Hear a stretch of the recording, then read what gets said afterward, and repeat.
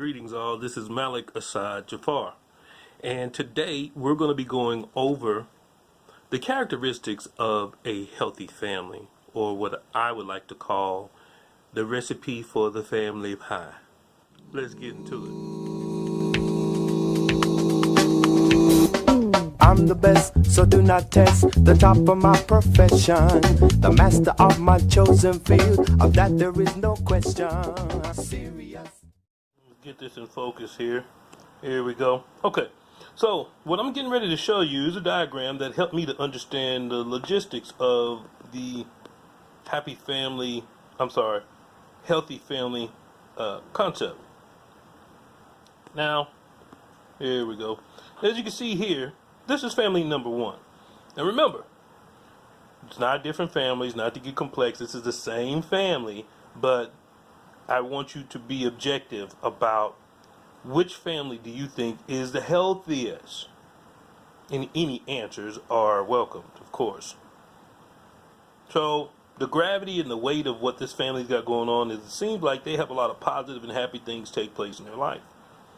Happy things, okay? Smiling faces on the left side, unhappy, unsmiling faces, frowns on the right side. Now this family right here, this one seems to have predominantly negative things or a certain attitude about what's going on, family number two, and it outweighs the good things, the positive things that are going on in the family. Okay? And in this family right here, it is balanced. It's a little crooked there. The line's crooked, but you know I'm no artiste. No, I'm not a good one. But in any event, you can see how it is balanced across, where they are equally happy and equally unhappy at the same time. So when I present this question to you, when you look at these families, which family out of the three seems the healthiest? Which one would you think seems the healthiest? And when I said all answers are welcomed, I said that because this is kind of a trick question. The fact of the matter is that in order to have a healthy family, I didn't say happy, but a healthy family, you have to be able to be fluid and flexible. You have to be able to go back and forth on the fulcrum. You can't be stagnant, not happy, not sad, and mundane, and plain, and things like that. Life happens if you're living life, and so you're going to have some good things, you're going to have bad things, you're going to have traffic, you're going to have tickets, you'll have people, unruly people who'll meet you in the subway or anywhere else for that matter, or on the bus, you name it. So this is an unrealistic family, okay, as an example for being a healthy family. Completely. This one, obviously, you can't always be unhappy, and that can't be the predominant factor in your life. You can't be a healthy family if everybody's always negative and pessimistic and unsupportive and just you bleh, you name it. You'll get what you buy into, you know what I mean? And so this is not obviously a healthy family. That's the obvious not answer, okay? And then this one over here, family number one, is also not the example of a healthy family per se, because you have to know what bad is in order to appreciate good, right? And vice versa. So you can't always be happy because, again, life happens. The answer to this question as to which family is an example of the healthy family is all of them. And as you notice, I said healthy, not happy, as we described in number one. A healthy family has to be able to go through the gambit of good emotions and bad emotions, and they must do it together. Okay? Now, healthy relationships, okay? Healthy family is what we're talking about. So this is not just applicable to a person in their family. This can be if there's a person that has no one in their life, they still have a support system, or they still have people that are involved in their life, unless they're a hermit or a recluse or something like that. Okay? and which it is possible. But in any event, individually, the same rules apply if you want to have a healthy relationship, because the healthiest relationship you can have is with yourself. So if you have no one else around, those that support you, those that you meet, in the community, you name it, you want to establish a dynamic with them through experience by using an acronym called CRUST. That's right, I said it, CRUST, like the crust of a pie. CRUST, which stands for, well, let me give you another example of that and give you the definition of what CRUST stands for. So, first, it is C, and it stands for communication. Now, communication is the key for the most obvious of reasons. Without it, the progression of a relationship doesn't move fluidly.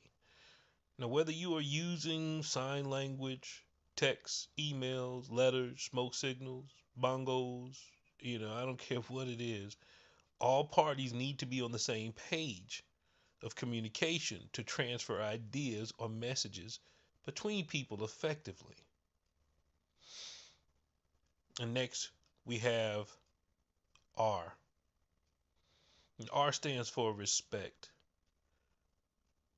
That is when someone has a positive regard for someone between one another. A genuine courtesy for someone, how you treat someone, listening to them, receiving what is said, and then responding with feedback, you know, uh, that's beneficial to what they or y'all are trying to accomplish. After that is you. And U stands for understanding. An awareness or insight to what one is feeling or what they are saying. And it's done in such a way that when someone exhibits feelings or words that one could paraphrase what was just said in their own words and convey what was being expressed accurately, that's when you know that there is a healthy understanding. Okay. And last is ST. And that stands for spending time. Fellowshipping. Not just time, but quality time. Not just time in crisis, but, time spent building one another up, supporting one another. Too often people spend time in chaos and crisis and nonsense, with each other in life. But time spent growing together is priceless. It is invaluable to the process of having a healthy relationship. Time spent could be used to develop communication skills, respect, and understanding for one another. Or it could be spent doing nothing but vegetating and just being around one's energy, self, the aura, just being there in another person's presence. Put them together, and that spells CRUST, crust. Now, for the purpose of this video, I'll make it short, but there is a worksheet of sorts, if you will, that can be used, a script that a person or a family could exercise to have healthier relationships with their family and their friends or with self. So just keep in mind that the acronym CRUST stands for communication, respect, understanding, and spending time. And you can do all of those things with yourself, by yourself, to get to know yourself and know who you are, how you are, and what you want to be. And I find it makes things better in a relationship when you have those dynamics identified within yourself. Because a lot of times people are working their own thing out on other people's. But I digress. And there you have it. I hope you were able to enjoy, appreciate, and get something out of this video today.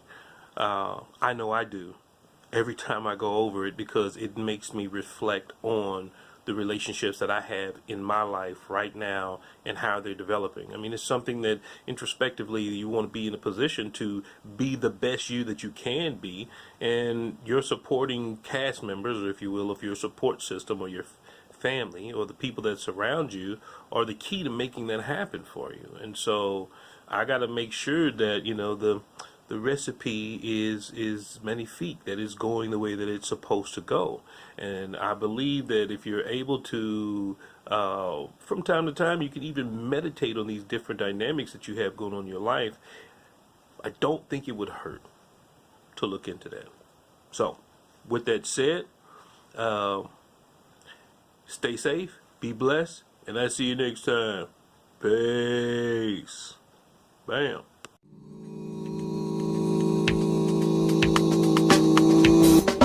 I'm the best, so do not test the top of my profession. The master of my chosen field, of that there is no question.